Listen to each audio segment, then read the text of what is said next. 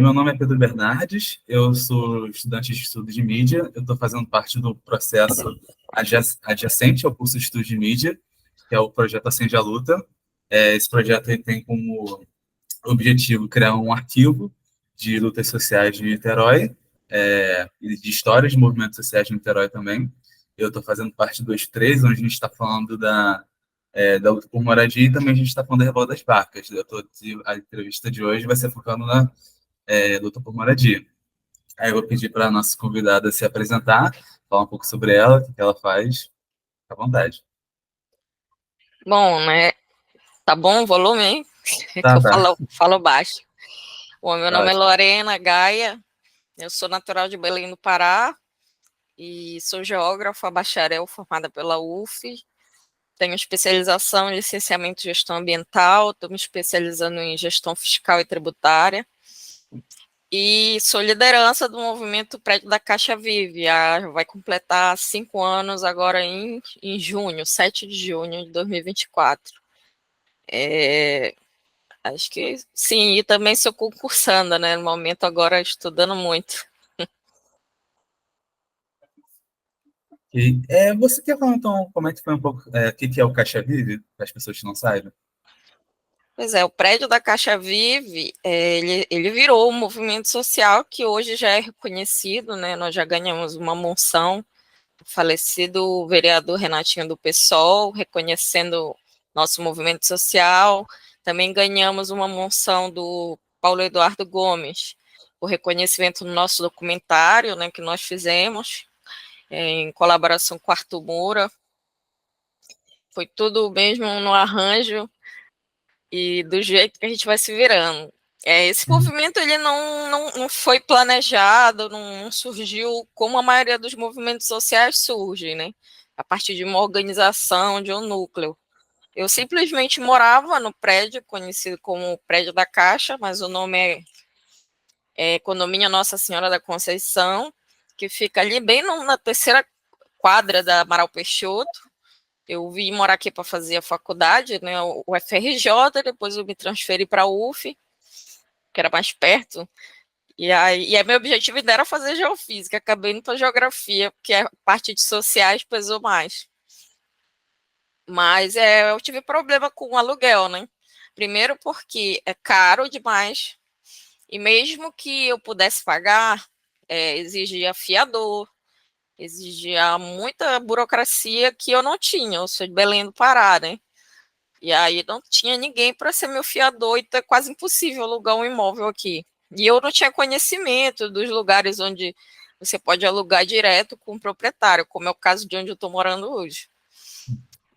E aí me apareceu o Prédio da Caixa, me indicaram, a gente foi lá, era super barato, o apartamento era bom, reformado, novo, o elevador estava funcionando, tinha um síndico que prometeu que ia funcionar melhor com o tempo.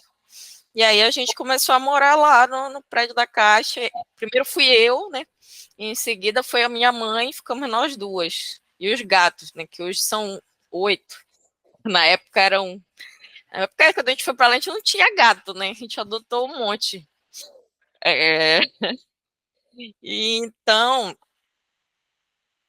a gente ficou, só que veio essa questão da remoção, né? A gente já estava morando lá quase 3 anos, quando a gente recebeu notificações. A gente já tinha observado um monte de irregularidade no prédio. Por exemplo, a gente pagava o condomínio, mas não tinha nenhum serviço funcionando. A gente chegou a ficar quase 2 anos sem água corrente, sem energia no prédio.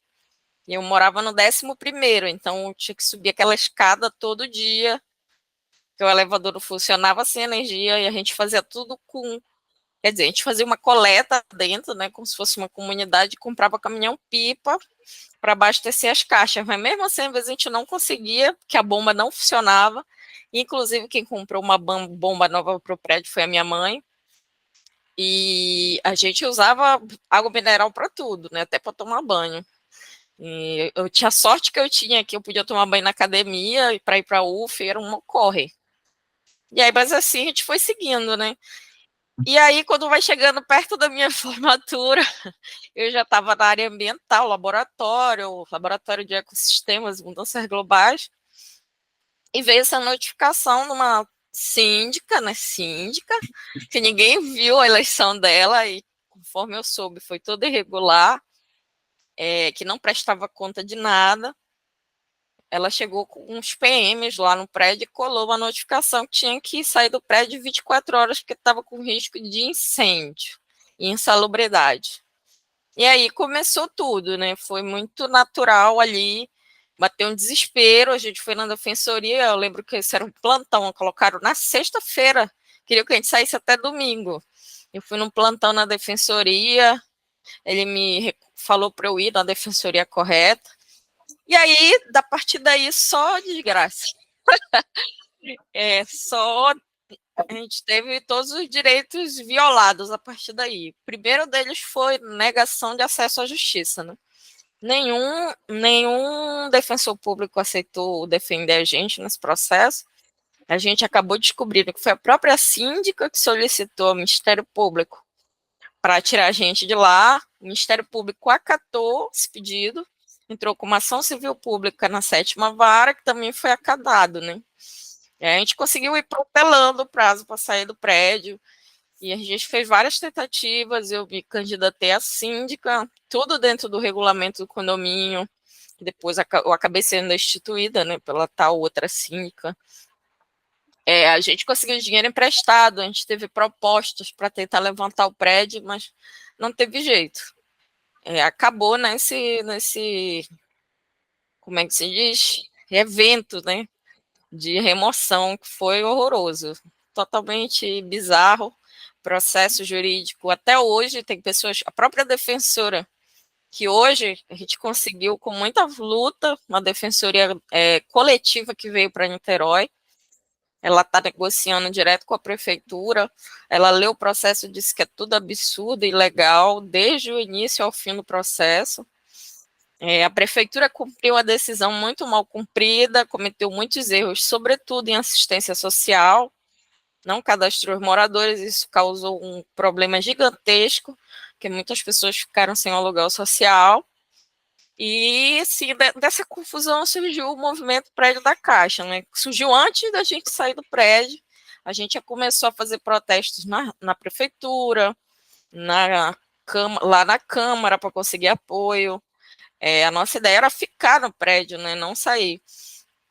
E a gente foi tomando várias frentes, digamos que surgiu naturalmente. Assim, eu tomei frente da coisa, não sei a partir de qual momento, eu acho que quando foi notificada, eu estava tomando frente, mas eu não estava me dando conta da dimensão daquilo, né? Eu estava no meio do furacão. E daí a gente começou a seguir as rotas, né, de luta. A gente foi pelo judiciário, tentando defensoria, que a gente não conseguiu. A gente tentou o Ministério Público, que nos recebeu várias vezes em várias reuniões, eu tenho os registros. Uma das vitórias com o Ministério Público foi o aumento do nosso aluguel social, porque ia ser R$ 400, que é do governo do estado, mas a gente conseguiu com o Ministério Público para ser 782, que é o que pagam até hoje, que ainda é pouco, né? Isso foi uma vitória que a gente conseguiu.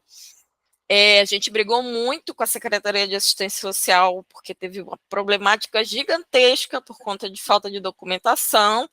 Eles removeram as pessoas de lá. Sim, as pessoas ficaram. Os documentos dela estavam dentro do prédio, para ter noção. Certidão de nascimento, a comprovante de tudo. E a pessoa, às vezes, nem sabia qual era o apartamento dela, porque o pessoal trocava as portas lá dentro, os apartamentos desocupados, né? E aí foi muito complicado, é uma luta que se arrastou muito. Eu digo que até hoje a gente ainda está, algumas exceções, assim, tentando conseguir aluguel social, mas a gente conseguiu, sobretudo nesse novo governo, né, que veio o Grael, porque com o Rodrigo Neves foi muito mais difícil. Com o Grael a gente conseguiu resolver pelo menos a questão do aluguel social. O secretário de assistência ajudou muita gente, até hoje ele é super aberto, a gente tem o WhatsApp dele, a gente conversa com ele. Na época, quando entrou também a Secretaria de Direitos Humanos, que era o Rafael Costa, ajudou muita gente. E a gente conseguiu também tirar as coisas do prédio. Depois de 2 anos, A gente já tinha pedido isso, já era uma demanda, tinham negado, a juíza, no caso. Mas descobriram que estavam furtando o prédio por trás. Quando eu vi uma mala minha ali por trás, que alguém fugiu, não deixou, conseguiu tirar, a gente correu, a prefeitura, PGM, né, a prefeitura pediu para a juíza liberar para entrar e tirar as coisas.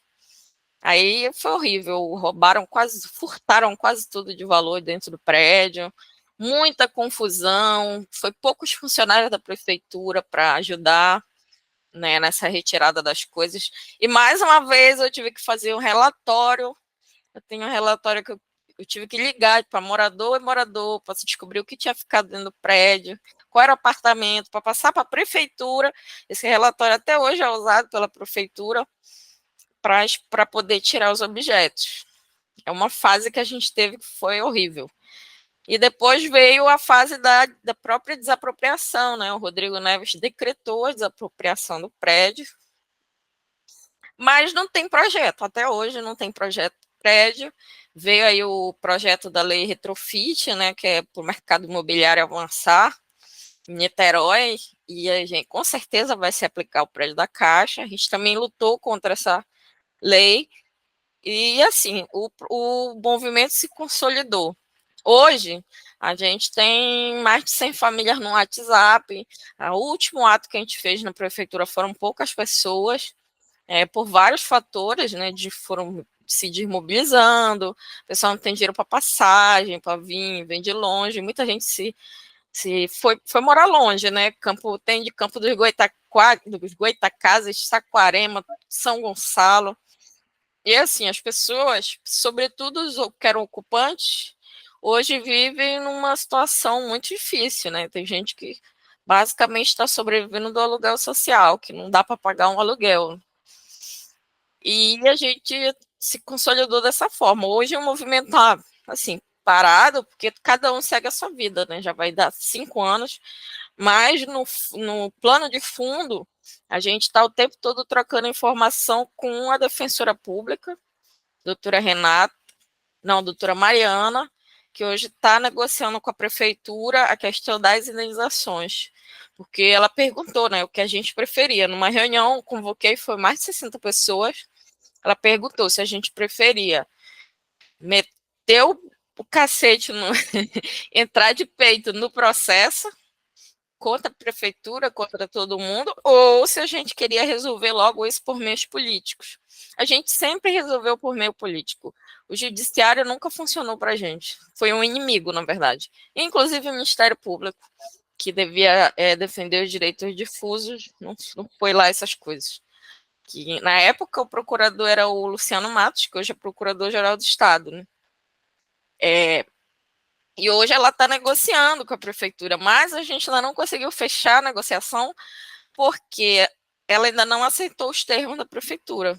E um desses termos é que eles não querem indenizar as famílias que, quando foram removidas do prédio na época, em 2019, tinham menos de 5 anos morando. Eu me enquadro nesse perfil, né? Eu tinha menos de 5 anos, mas hoje já teria até cumprido mais do que o prazo de 5 anos do uso capião, né? E a gente está nessa luta burocrática, assim, por fora, sem luta na rua, mas a gente está tentando negociar com a prefeitura. E a gente está meio sem saber no que vai dar isso, né? Muita gente esperando a indenização, a gente não sabe como vai ser o valor dessas indenizações. Eu sou bastante pessimista quanto à prefeitura de Niterói. E desculpa que eu fui falando tudo logo. Não, Eu tá sou bem, ótimo. eu sou bem pessimista quanto à prefeitura de Niterói, né? Mas ano que vem eleições municipais e eu espero que isso ajude a gente a pressionar politicamente a prefeitura, né? Talvez a gente faça um ato lá pelo ano que vem, próximo às eleições, né? Para dar um empurrão, pressão popular, né? Porque tudo que a gente conseguiu foi com pressão popular. Porque se a gente não tivesse feito as loucuras que a gente fez, os barracos que a gente fez nas secretarias, a gente não tinha conseguido nada, né? Porque o povo do prédio, a maioria é uma população que está à margem da sociedade, né? Tem pessoas, maioria população negra, mulheres, muitos idosos, pessoas com deficiência. São essas pessoas que constituem essa população que foi expulsa do prédio, né? Ao contrário do que o estigma social diz, que lá só morava P e vagabundo, mas o que saiu de lá foi muita família, né? Que não, com criança ainda, tem criança recém-nascida que estava de colo, acabando de nascer, já estava sendo removido do prédio, e hoje ainda continua morando numa ocupação aqui no centro, super precária, que nem água corrente tem, né? Então, assim, a gente fez, inclusive, muitas campanhas principalmente durante a pandemia, campanhas de doar máscara, álcool, alimento, a gente conseguiu arrecadar bastante coisa e doar, mas com o tempo foi aumentando o preço e foi ficando muito pesado para a gente fazer essas campanhas. A gente parou, mas a gente está mais agora nessa coisa burocrática. Eu acho que está atualizado. Não, sim. Inclusive, umas perguntas que eu ia fazer justamente é quais são os maiores desafios dessa luta que você tem? Você falou bastante aí. E aí, mas assim, caso você queira acrescentar alguma coisa, porque tipo, você falou, vocês estão lidando com coisa burocrática, mas ao mesmo tempo estão tentando o movimento também parado, que é organizar algo para ano que vem.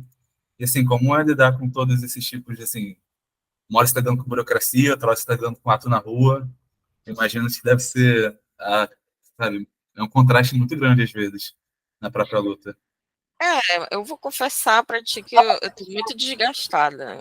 Eu mesma fui transformada durante esses 5 anos. Eu lembro que quando eu me formei, eu fui expulsa do prédio e tinha que escrever um TCC. Eu tranquei um semestre, fiquei um semestre trancado na geografia. Quando eu destranquei, era só para fazer o TCC e eu fiz justamente sobre o prédio. E apresentei ali no meio daquela confusão, morando num kitnet minúsculo, com um monte de gato e a minha mãe dormindo no chão, em colchonete. Foi nessa situação, assim, eu consegui salvar meu notebook, meus gatos e uma guitarra e uns documentos. Eu consegui tirar de lá de dentro. Mas assim, desde o início, eu já passei o inferno, vou te dizer, no início eu tomei em frente de uma coisa que eu não tinha noção da dimensão e que foi muito difícil para mim, porque eu não sou daqui, eu não sou pertencente ao prédio da Caixa, como muitas pessoas ali são, tem gente que nasceu, cresceu, teve filho e neto ali, que é um prédio desde a década de 60. Tem moradora lá que se lembra de infância lá, quando funcionava tudo, até o tal da boate, do prostíbulo, o pessoal lembra, conta as histórias. Eu me meti nesse furacão, isso me prejudicou muito a saúde mental. Hoje eu estou tentando pensar em mim, porque eu abri mão de mim para cuidar muito disso. Mas hoje eu estou tentando me recuperar, inclusive profissionalmente, né? Por isso que eu estou estudando e voltando ativa, mas não tem como largar a situação do prédio, entendeu? Porque eu não sou a única liderança do prédio da Caixa. A gente tem outros moradores à frente, mas são moradores que tomam partido, né? Um deles, inclusive, já foi candidato a vereador, é ligado ao governo, tem toda essa questão. E eu acabo que a responsabilidade eu não posso simplesmente dizer, olha, eu não vou mais fazer. Então, eu tento agora, nesse momento, pelo menos atuar nessa parte com a defensora, que é uma parte difícil. É a parte que ninguém vê, que o pessoal acha que a gente não está fazendo nada. Mas ela me fala, olha, Lorena, eu estou precisando... Eu fiz o abaixo-assinado antes da remoção dentro do prédio. Eu tive que procurar, mandar para ela. Ela, Lorena, convoca uma reunião. Eu tive que convocar a reunião. Se o povo quiser fazer ato, eu puxo o ato, igual da última vez. Mas eu já coloquei que se for pouca gente, a gente não faz mais. Que desgasta a gente. Entendeu? Já me desgastei muito. É uma luta muito dura, né? Que não tem vitória. A gente não vai ter vitória porque já tudo que podiam agredir a gente já agrediram e não dá para reparar o que eles fizeram. Não tem nada que repare, nem dinheiro, nem indenização não repara. Mas ainda assim a gente não vai receber esse dinheiro, o quanto a gente deveria receber. Porque eles não querem pagar o valor das coisas que roubaram da gente, do prédio, de tudo que estragou. Eu estou falando só da questão material, das coisas que estragaram dentro do prédio, do que furtaram da gente. e do dano moral psicológico que muita gente passou. O pessoal do prédio até hoje está deprimido e morrendo, inclusive. A primeira a morrer foi a Sueli, que morreu em situação de rua, com Covid, porque estava na rua. Ainda tem morador em situação de rua, a gente já perdeu por suicídio também, um morador, com família e tal, que sempre foi muito ativo lá no prédio. A gente já perdeu muitos moradores, já tem idoso que teve AVC e está em cama, encamado. Tudo por conta desse estresse que a gente está vivendo, né? Porque imagina você ter ali a sua moradia, tá tudo certo, você já tem 70 e tantos anos, e do nada sai de lá só com a roupa do corpo, achando que você ia só envelhecer e morrer ali, né? Muita gente aconteceu isso. E agora ter que morar de favor na casa de parente é complicado. Mas assim, a gente tá tramando. O povo escolheu. A gente escolheu não participar da questão jurídica, porque ia prejudicar a gente, ia se protelar por mais 20, 30 anos, e a maioria dos moradores nem tem mais esse tempo de vida, sendo bem sincera. A gente só quer fechar, sabe? Porque a sensação que a gente tem é que a gente está sofrendo remoção desde lá.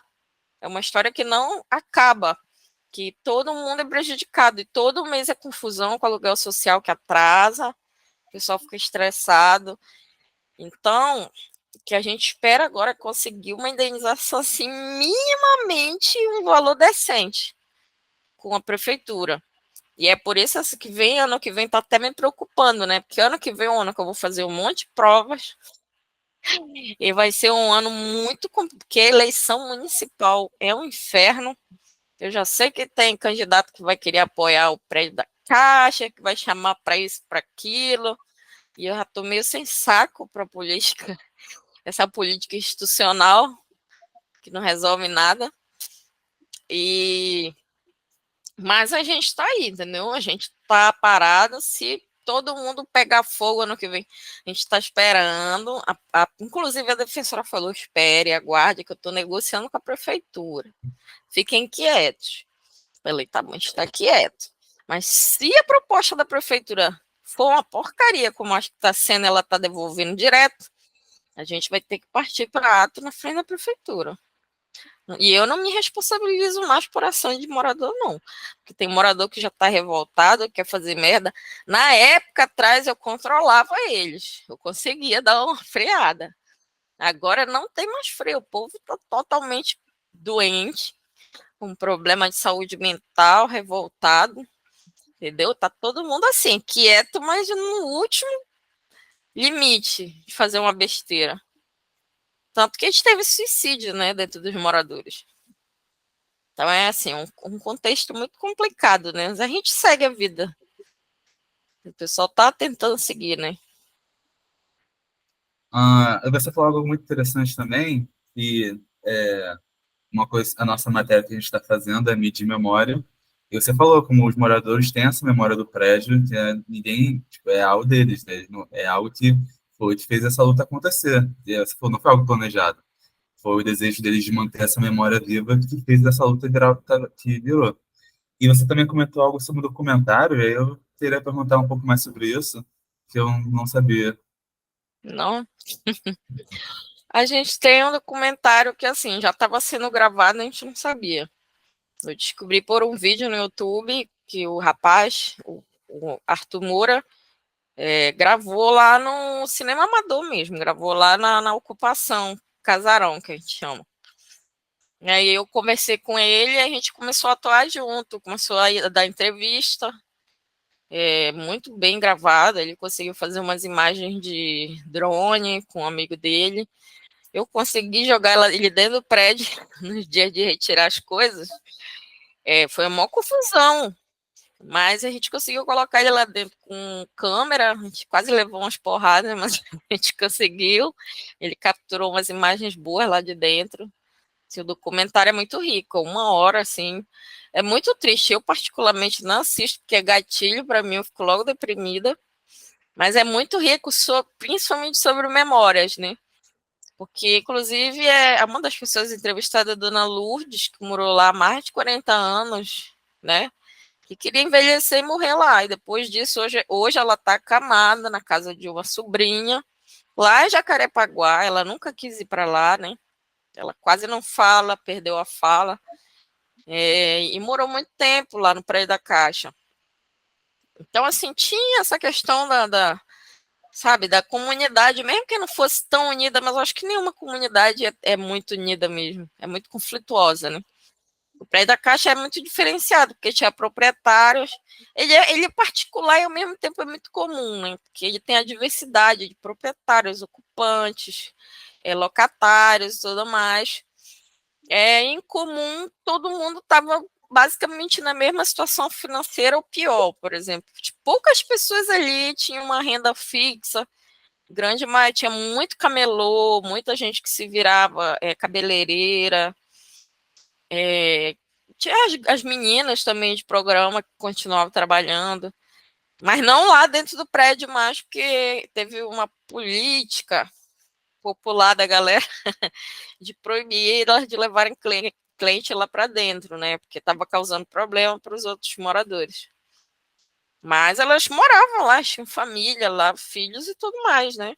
Teve muito morador ali que o pessoal disse que invadiu os apartamentos, na verdade estavam abandonados, cheio de entulho, de lixo. Tem pessoal que entrou no apartamento, tirou, limpou, reformou e virou a casa dele, entendeu? E a cabeça, na cabeça da pessoa, aquilo é propriedade dela. E não deixa de ser, porque a posse é dela, né?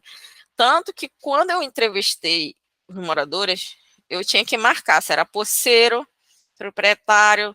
Eu perguntava, você é proprietário, posseiro? Ninguém sabia. A maioria disse que era proprietário, né? Hoje, já que eu já vi as documentações do RGI, eu já sei que a grande maioria era ocupante ou tinha uma posse precária de um imóvel, né? Nunca foi proprietária de fato. Salvo as pessoas que receberam de herança e alguns muito antigos que compraram financiado na Caixa, a grande maioria é posse e ocupação, né? Mas que já se sente tão pertencente que acreditam, se tu disser que não é proprietário, vai ficar com raiva. É a ideia que eles têm. O documentário é muito bom, particularmente falando. Ele mexe muito, né, com as pessoas, pelo menos quem vê diz que é muito triste. Não tem como não ser triste, né? Foi um acontecimento surreal essa remoção do prédio, né? Até hoje, para cair a ficha, assim, e não se esgota, né? Tá no nosso imaginário o tempo todo. Eu moro no centro. Agora imagina, eu moro no centro de Itaquera, eu saio de casa e dou de cara com todo mundo prédio da casa na rua. Tem gente que está em situação de rua, tá na condição de usuário de droga, né? Tem gente que está se virando os camelôs, então eu passo o tempo todo, eu estou em convívio com essas pessoas, né? E não morre a questão do prédio. A primeira coisa que falo quando eu me encontro é como é que tá o negócio do prédio? E aí é triste dizer que, olha, eu não tenho muito para falar, né? A gente está tentando negociar, mas é isso. Você quer falar o nome do documentário? Que eu acho que a gente pode também botar para espalhar um pouco mais. O documentário é Prédio da Caixa, do Arthur Moura, da 202 Filme, tá no YouTube. Posso te mandar o link depois. Tem um cartaz. A gente estreou ele lá na Câmara, inclusive. Ele ganhou uma moção, o movimento, e o Arthur também, né? O rapaz que fez todo o filme. Diretor, editor, cara de imagem, ele é tudo. Cinegrafista, ele que fez todo o filme, totalmente gratuito pra gente. Mas é bom, né? Infelizmente não tem tanta visualização quanto a gente queria, mas é isso. Eu acho super válido a gente espalhar um pouco lá também, a partir do projeto, né? Combina 100%. Ah, e, assim, uma coisa também que eu queria perguntar, que conforme a gente foi entrevistando as pessoas, que a gente foi entrevistando na rua, e a gente foi perguntando para elas, né, o que elas acham sobre a situação dos moradores de rua de Niterói e tudo mais, e a gente também informava, uma das perguntas que a gente fazia, é que a gente informava elas que Niterói tem o maior índice de desenvolvimento humano do Rio de Janeiro. Isso sempre foi um choque para todo mundo que a gente perguntava. Tipo, eles não conseguiam, assim, algumas das pessoas a grande parte das pessoas não sabe essa informação, porque é um contraste muito grande com o que elas veem com o que é dito pelos dados. Aí eu também queria perguntar o que você acha desse contraste, né, do que você, da sua experiência com o que é, né, o dado. É, exatamente. Eu estudei essa cidade e vivia os dois polos, né, dessa cidade. Niterói, a gente chama de, o pessoal fala de província, não é à toa, né? O que realmente marca Niterói é esse contraste, essa desigualdade social. Porque o IDH, ele é um índice, digamos assim, que depende muito, todos os índices sociais dependem da amostra, né? E, no geral, se você pegar ali Icaraí, São Francisco, por bairro, eu não sei se vocês já viram, você pode entrar na Sigel e ver esses dados. Nos bairros como Icaraí, Santa Rosa, ou Santa Rosa eu nem digo, mas Icaraí, São Francisco, a renda é altíssima, altíssima, altíssima, altíssima. E você vai ali no Morro do Estado, renda de subsistência. Tem família vivendo de R$ 150, R$ 500. É uma cidade de contraste. Eu acho que o Rio de Janeiro todo, o Brasil todo, regionalmente, localmente, ele é, né? E até globalmente a desigualdade. Mas vivendo o que a gente vive mesmo, que é o local onde a gente está, Niterói assim, chega a ser estúpido, né? Porque é um município muito rico, um dos mais ricos do Brasil. Tem que mais de 4 bilhões de orçamento por causa dos royalties também. E é um governo que gosta de ser um smart, né, uma smart city, quer que Niterói seja uma smart city, aplicar tecnologia, quer integrar, revitalizar o centro, agora porque o centro foi um desastre, né, o projeto que eles tinham. E querem fazer um monte de obra, agora veio o mercado municipal, eles vão transformar ali então começou a reforma ali na concha acústica, tem toda essa questão de modernização, contemporaneidade, mas quando a gente olha pelas políticas básicas, é muito absurdo. Por exemplo, a política de Niterói em relação à população em situação de rua é um absurdo. Assim, chega a ser, porque eles têm o CREPOP, eles têm um mínimo, para dizer a verdade, eles têm o CREPOP, que dá umas marmitas, mas eu te dizer que eu já vi sangue sair ali por causa de marmita, de acabar a marmita não tem mais para todo mundo, e o pessoal sai na porrada. Não tem, eles falam que os abrigos estão sobrando vaga, os abrigos são terceirizados. Inclusive, eu conheço um dono de um hotel, foi um cara que entrou no prédio da Caixa e ameaçou o morador com arma.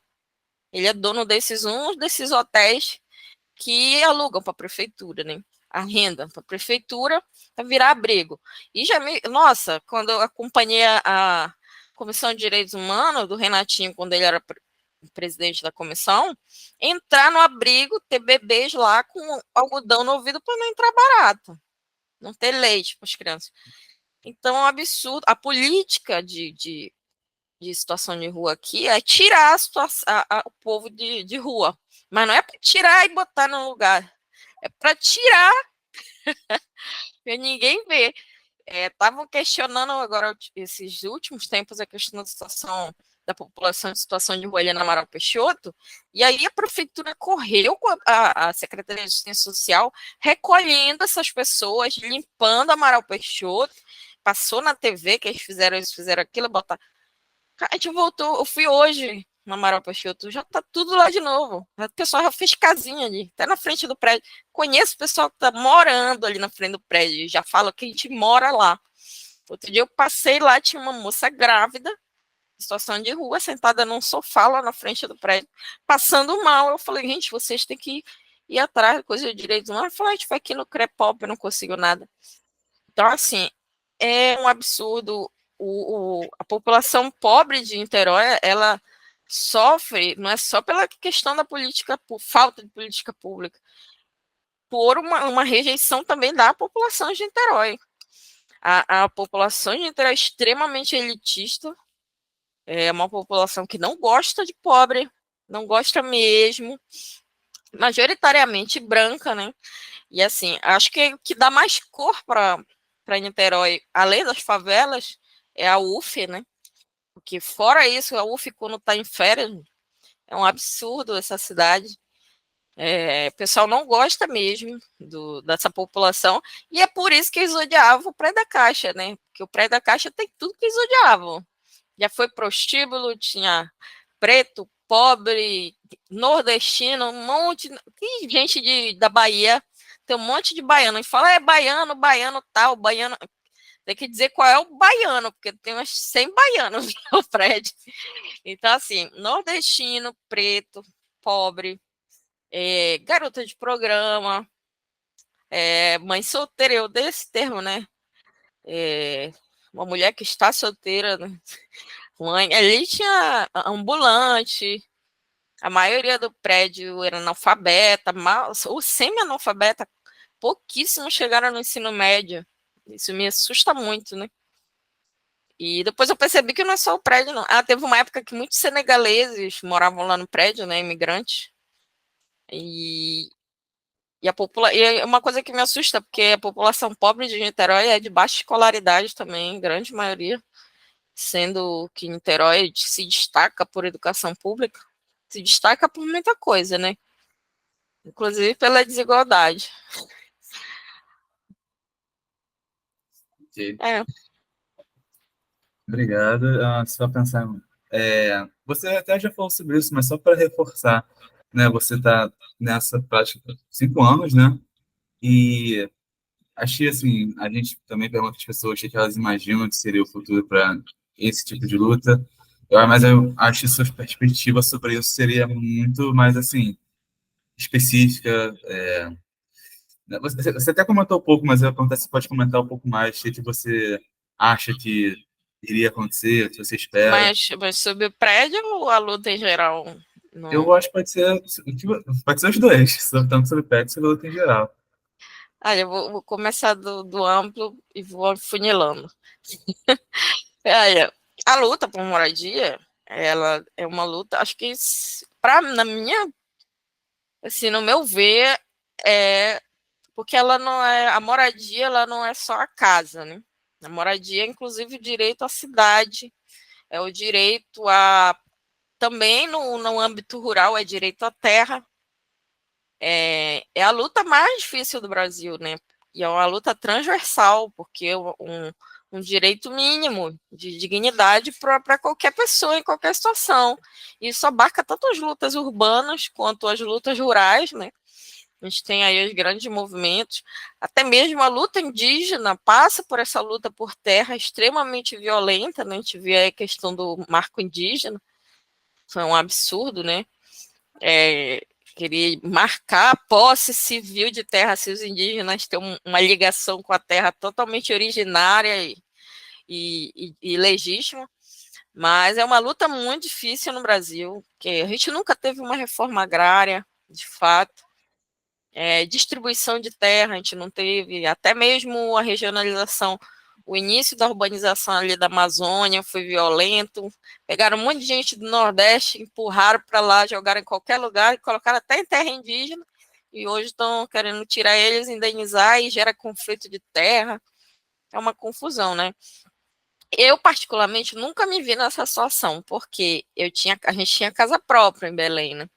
A gente vendeu casa própria para vir para cá. E acabei me envolvendo nessa luta. Eu tive que buscar as redes de apoio, né? O Fórum de Luta pela Moradia, o MTST, que ajudou muito a gente. A rede de apoio é a primeira coisa que, quando você se vê no movimento político, que vai além de você, né, que vai pelo coletivo, você tem que fazer uma rede de apoio com políticos, vereadores, instituições, oficiais e não oficiais. É uma luta, assim, que eu vou te dizer, dá vontade de desistir. E aí, quando eu estava lá no início, eu conversei com o pessoal que já estava muito tempo na luta, e me diziam, Lorena, isso não é luta de 1 ano, 2 anos, isso é luta de longo prazo. E assim, eu tenho absoluta certeza que é uma luta de longo prazo. Eu ainda estou no curto prazo, 5 anos é curto prazo, porque tem gente que já está 10, 20 anos lutando pela titularidade de terra, né? Pelo menos já para os descendentes, os filhos e os netos. E tem toda a questão das comunidades aqui que estão na fila para receber casa, no pessoal do Morro do Bumba, teve deslizamento, né? Então, assim, é uma luta muito difícil, sobretudo numa cidade tão desigual, elitista, né? Que a gente veio com uma proposta de moradia popular no centro de Niterói. A nossa ideia sempre foi essa, ou retornar para o prédio. A gente deu a ideia de, até para a prefeitura da gente voltar na condição de comodato, né? Direito de morar, mas sem a propriedade, porque a gente está lutando pelo direito de moradia. Nem todo mundo concorda, mas a, a ideia central do movimento é a luta por morar, não por ter o, o objeto, né? A gente quer morar dignamente. E esse centro de Niterói. Eu estou nessa luta, não é por mim, porque eu não vou ficar aqui. Eu pretendo já, no final do ano que vem, no outro ano, já ir embora, entendeu? Inclusive, passar o bastão no movimento para alguém, porque eu sei que não vai morrer agora. Tem gente que quer morar no centro de Niterói, são essas pessoas que têm que continuar a luta. E eu estou tentando orientar essas pessoas politicamente, a continuar nessa luta, porque elas querem ficar aqui. Tem muito prédio vazio. Eu participei de um projeto da geografia da UF. A gente mapeou todo o centro de Niterói, os imóveis vazios e subutilizados. Muito imóvel vazio, subutilizado aí, jogado sem uso, função social nenhuma, que a prefeitura poderia desapropriar, construir, colocar esse povo dentro, né? Só que a prefeitura não quer pobre no centro de Niterói, né? Eles vão tentar jogar a gente para bem longe, quanto mais longe, melhor. Então é uma luta transversal, né? Sobretudo de classes. E quem precisa de moradia é o povo pobre, né? Quem tem dinheiro para pagar aluguel caro e comprar apartamento já fez isso. Então, são outras lutas que passam, né? Morada, a gente vai ver na diversidade. A gente tem travestis, transgênero, tem a questão dos imigrantes, nossa, a infância, a juventude, crianças. Teve umas crianças que estavam morando na ocupação ali e frequentavam a Biblioteca Parque aqui do Praça da República. Já que elas iam sozinhas, passavam um dia lá, porque não tinha para onde ir. E aí nos chamaram, né? Falaram que não podia mais, porque não tinha que acompanhar essas crianças. Elas simplesmente perderam o direito de ficar na biblioteca. O que acontece, né? Eles ficam na rua, coisas piores acontecem. A gente tem os moradores também que, por exemplo, o Iago, que foi assassinado ali nas barcas, né, vendendo bala. Ele era do prédio da Caixa. E ele estava nessa condição difícil também, né? Estava tentando se restabelecer, já tinha passado pelo sistema prisional. Grande parte dos jovens já veio do sistema prisional, violento, mas está tentando ganhar a vida de um jeito, né? Mas é muito difícil, muito racismo, preconceito. A gente foi várias vezes ali na delegacia na época do Renatinho para tirar morador que foi detido. Foi detido porque foi detida, né? Porque é preto, tá na rua, tá sem camisa, e os caras levam para delegacia. A gente tinha que ir lá, tinha o advogado, inclusive a chefe de gabinete da época levou até ameaça da polícia. Mas, enfim, muita história, né? Milícia também, milícia imobiliária, é um tema que assim eu já estou evitando, sabe? Que a milícia imobiliária perdeu o prédio. Porque quem pediu para a gente sair, queria ficar com o prédio, era a milícia. Eles não estão felizes com isso até agora. Inclusive, tem um advogado aí que é um negócio estranho que inventou que ele é o síndico, está executando os apartamentos, mas parece que judicialmente a gente já está ganhando essa causa, pelo menos. Né? Os processos já estão sendo extintos. Aí tem a milícia, eu sofri ameaça, a minha mãe foi ameaçada, isso é um pouco assustador, né? Eu passei um tempo tendo que sair acompanhada com pessoas, né? E tem toda essa questão. O Rio de Janeiro é muito complicado, né? É uma luta que existe no Brasil todo, mas o Rio de Janeiro, e para completar, ainda tem um crime organizado, miliciano e imobiliário, que inclusive domina Niterói. A polícia sabe quem são essas pessoas, todo mundo sabe. Era praticamente dono do prédio, queria o prédio para eles. E eu não digo nem que foi uma vitória, foi uma resistência. A gente conseguiu, no mínimo, que fique na mão do poder público. A gente costuma dizer, prefiro que o prédio vá para a mão do poder público do que ficar na mão de miliciano, né? Mas o ideal era poder público permitir que a gente voltasse, né? E quando eu digo a gente, nem sou eu, porque eu não quero voltar para aquele prédio. Tenho trauma. Eu digo a grande maioria que quer voltar, né? Então é uma luta assim difícil pra caramba. Eu admiro muito quem tá décadas no movimento e não arrasta o pé, principalmente MTST, MST, tem todo o meu respeito. Brigadas Populares, MNLE, no Rio de Janeiro. Outro dia minha mãe foi conhecer a ocupação deles, aqui do centro do Rio. Tem um restaurante organizado e tudo mais. Assim, minha extrema admiração, porque tem que ser resistente mesmo. Entendi. Obrigado. Você falou uma coisa que eu achei muito boa também, que você disse que moradia é o direito da cidade, né? O direito de viver na cidade. Porque essas pessoas, elas, mesmo que elas consigam um lugar para morar, tem todo esse elitismo, tem toda essa situação que meio que impede das que vivam na cidade.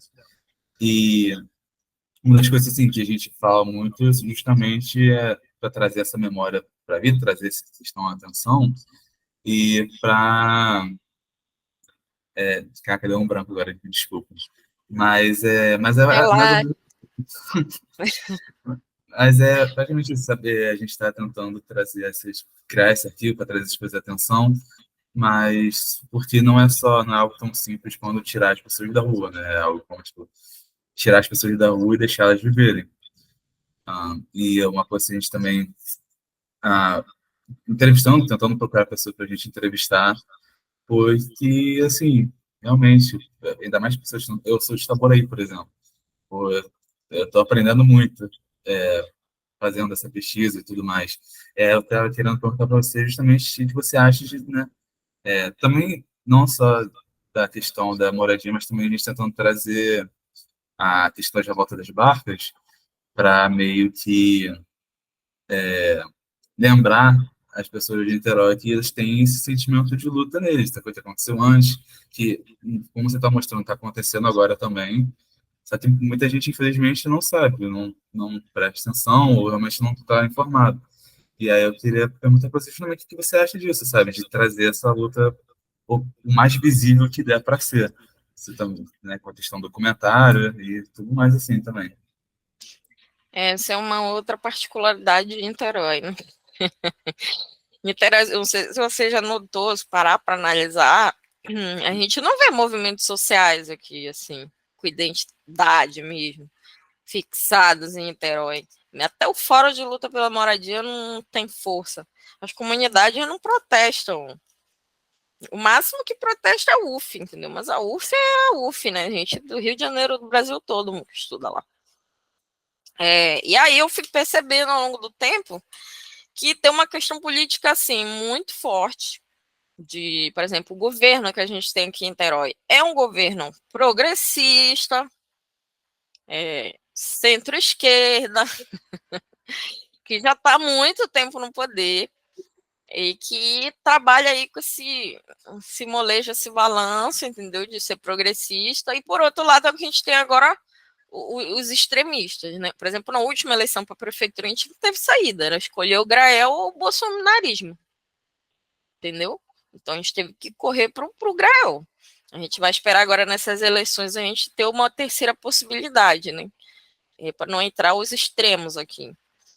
Agora, por conta desse governo ser, de certa forma, ou se dizer, ou vestir uma capa de progressismo, eles acabam por acomodar as comunidades, cooptar as comunidades. Por exemplo, a maior parte das lideranças que eu conheci aqui das comunidades foram cooptadas. Uma antiga associação de luta por moradia, que já foi forte, que foi cooptada também. Tem voto. Tem voto na comissão, né, de habitação de Niterói e sempre vota pelo comércio, pela prefeitura. O que deveria ser democrático não é. A prefeitura aprova tudo que ela quer na Câmara, nas reuniões das comissões que determinam os fundos de habitação, a prefeitura domina tudo aqui. Então, assim, é muito difícil empurrar o movimento. É muito difícil. Eles trabalham muito com isso. Por exemplo, quando a gente estava fazendo ato, que a gente ia brigar, de repente liberava aluguel social. Isso é uma prática da prefeitura e de outras, né? Para amansar o povo. E aí agora vem essa política de distribuição de renda, que assim, eu acho ótimo, eu acho que tem que mesmo distribuir renda. Que vem o araribóia, né? Vem a questão da moeda do município. Mas, de certa forma, isso cala os movimentos, né? Por exemplo, a gente que é do movimento de luta pela moradia costuma dizer que a pior droga que tem é aluguel social. O povo começa a receber aluguel social, não briga mais. Ela tem dinheiro. Teve um caso aqui de uma comunidade, falaram, olha, se vocês pararem com isso e tal, a gente aumenta o aluguel social de vocês. Ou então, o contrário, né? A gente não vai mais pagar aluguel social se vocês continuarem nessa... Entendeu? Então, ameaça, é cooptação de lideranças. Às vezes é falta de liderança também. Tudo isso dificulta os movimentos em Niterói. Abafa, né? Então, assim, aqui tem essa questão do governo progressista, um progressismo falido, né? Que vem aí oprimindo mesmo os movimentos sociais de Niterói. Agora, isso não é uma coisa que dá para ver, assim, tá na cara. É uma coisa que quando você já está ali dentro da situação, do contexto político, você vai começando a entender como funciona, entendeu? Quando o secretário lá de tal secretaria te liga no dia de ato que você vai fazer, aconteceu isso comigo, fui fazer um ato, pô, meu secretário do governo me liga, Lorena, esse ato de vocês aí é para onde? Vocês estão vindo para cá? Eu falei, não, a gente não está indo para aí, a gente está indo para a prefeitura. Então tá bom, tá tranquilo. Entendeu? Chega nesse nível. E olha que é pouca gente nos nossos atos. Aí eu fico imaginando, imagina um ato de moradia com 200 pessoas. A prefeitura fica doida, entendeu? Porque eles são muito de imagem. Eles não querem ver ato lá na frente da prefeitura. Se vocês puderem, nem na frente das secretarias deles, entendeu? Eles gostam muito de manter essa imagem, ainda mais agora com Lula, né? E aí fica essa. Por isso que o ano de eleição vai ser estratégico para a gente. Então, você falando também da questão de. Vou até trazer um pouco da Revolta dos Barcos, que a gente também está estudando, que foi um movimento assim, que teve bastante gente e foi uma questão de o povo assim, querendo não se importando. Foi uma questão de assim, quebrar a imagem completamente, né? Acabaram com as barcas lá no meio, foram até a casa das pessoas envolvidas, destruíram tudo. E achei o tipo de coisa que nossa professora falou bastante, é algo que não tem mais em Niterói, né? Que é algo que Barcas? é da Revolta das Barcas que a gente discutiu, 1959, se não me engano, que foi quando Tá. liberaram a tarifa. Eu tô aqui, mas não conheço esse fato. Eu conheço a briga nova da CCR Barcas. Não, não, não então é o que a gente foi o que a gente começou também a estudar junto, nesse eixo mesmo que eu faço parte, que a gente fala que aconteceu essa revolta das barcas, foi o aumento das tarifas, que destruíram tudo lá, e depois foram na casa das pessoas envolvidas, se não me engano era a família Carreteiro, que destruíram tudo lá também, e aí conseguiram desprivatizar as barcas, que eram privatizadas no momento.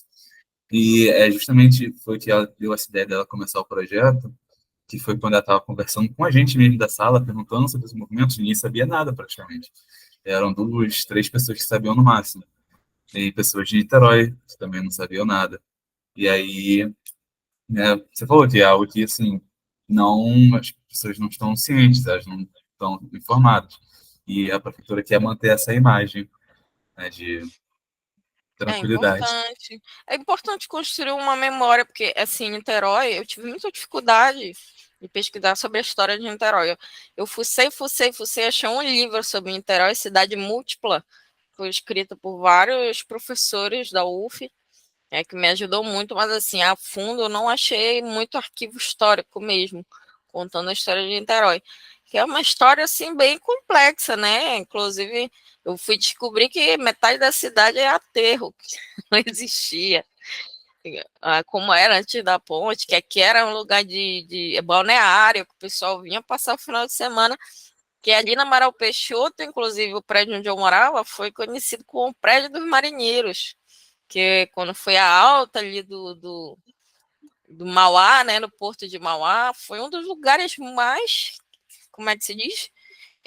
Desenvolvidos em termos de construção de navios, foi aqui em Niterói. Essa galera da Marinha morava toda na Amaral Peixoto, nesses prédios. A gente vai descobrindo essas coisas, né, construindo a memória. Muita gente com a memória ainda O centro de Niterói tem muita memória, né? A prefeitura quer reconstruir, passar por cima e criar uma outra memória agora com o centro de Niterói.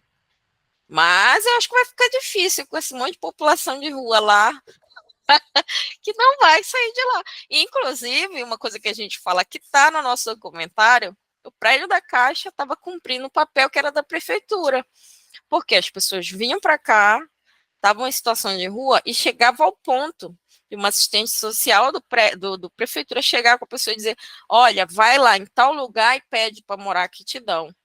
Quer dizer, não tinha abrigo na prefeitura e mandava para o prédio da Caixa. Então, assim, muita gente, principalmente nordestino, senegaleses, estavam morando no prédio nessa condição. Criaram os filhos lá, entendeu? Até se estabilizarem, porque estavam em situação de rua. Hoje não tem mais o prédio da Caixa, que acolhia a população em situação de rua.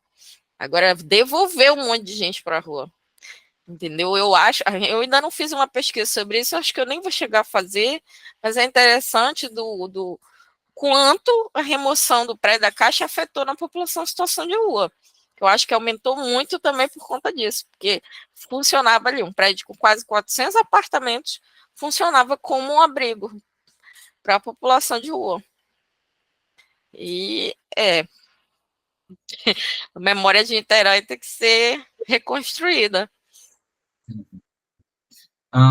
Eu acho que só uma última pergunta também que eu queria fazer, algo mais simbólico, mais ou menos assim.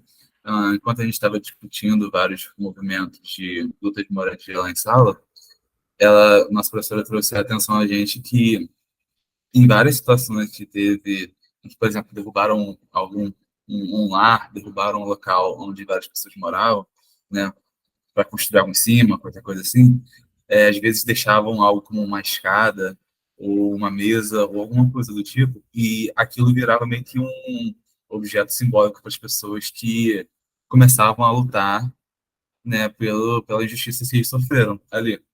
Né? Às vezes pintavam a escada, faziam movimentos ao redor dessa escada que sobrou. E eu achei assim, eu queria contar mesmo se você considera o próprio prédio da Caixa um símbolo, assim, algo simbólico para essas pessoas, né? Com toda a memória que eles têm lá, né? E a importância que tem para essas pessoas. Sim. O pessoal passa lá na frente, dois sentimentos.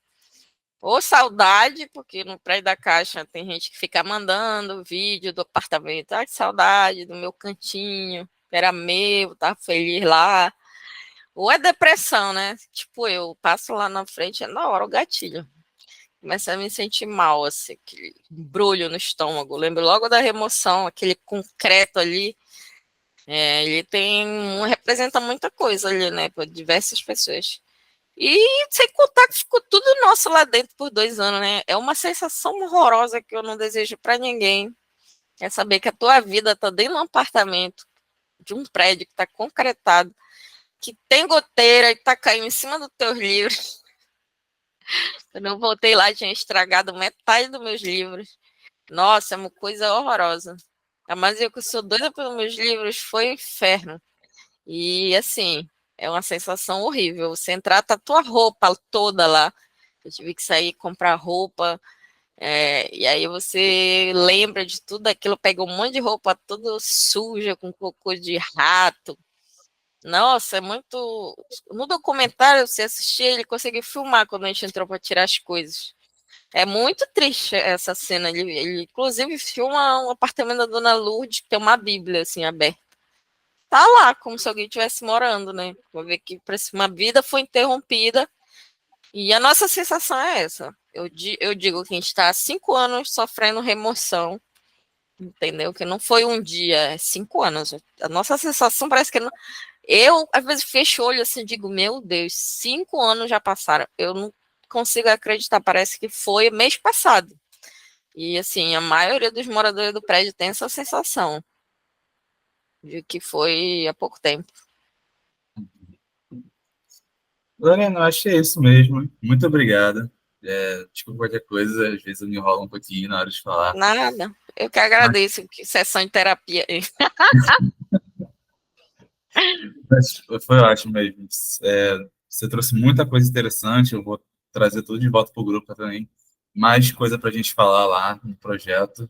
Ah, dá uma Que, olhada no documentário, vocês vão curtir muito. É pura memória ali. Que é entrevista das pessoas, né? nossa, perfeito. Assim, coisa que nem tinha imaginado. Muito, muito bom mesmo. Muito obrigado. Boa Então, tá noite. bom. Como é seu nome mesmo? É Pedro. Tá, Pedro. Valeu. Boa apresentação. Eu vou lá no dia da como é? Mesa redonda, né? Aham. Sim, Vou sim. lá falar de novo, mesma coisa. E eu vou estar Tá lá, bom. vai ser eu que vou estar mediando lá, então vai ser Ah, comigo de novo. legal. Então a gente vai se conhecer pessoalmente. Então Isso. tá, Pedro. Um abraço. Boa Eu te noite. agradeço. Um abraço. Tchau, tchau.